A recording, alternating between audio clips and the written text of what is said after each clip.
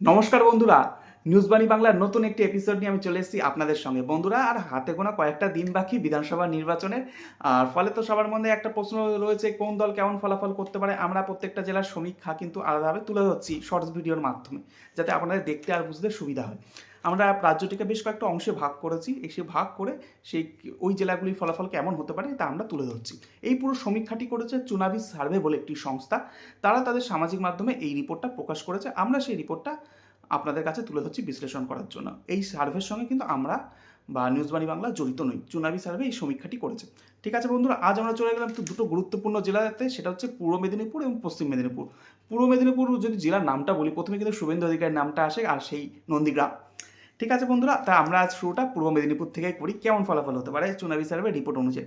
চুনাবি survey report অনুযায়ী বেশ interesting fact দিয়েছে। এরা দাবি করছে বিজেপি এই জেলায় 12টি আসনে জিততে পারে, আর 4টি আসনে জিততে পারে তৃণমূল। কিন্তু বিজেপি শুভেন্দু অধিকারী কিন্তু বারবার তিনি দাবি করেছেন এই জেলাতে 16-16 হবে।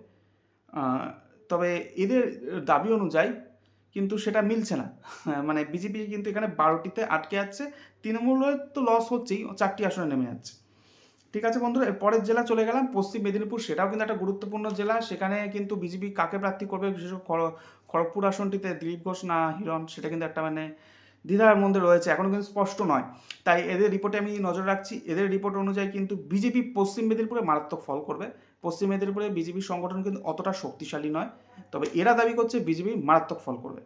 আমি বলছি এদের সমীক্ষাটি, পশ্চিম মেদিনীপুরে বিজেপি পেতে পারে 10টি আসন, আর তৃণমূল পেতে পারে 5টি আসন। চুনাবি সার্ভে সংস্থা এটা দাবি করছে। বন্ধুরা, কেমন লাগলো এপিসোডটি অবশ্যই আপনারা কমেন্ট বক্সে জানাবেন। সাবস্ক্রাইব করতে ভুলবেন না আমাদের এই ছোট্ট ইউটিউব চ্যানেলে। ধন্যবাদ, সকলে ভালো থাকবেন।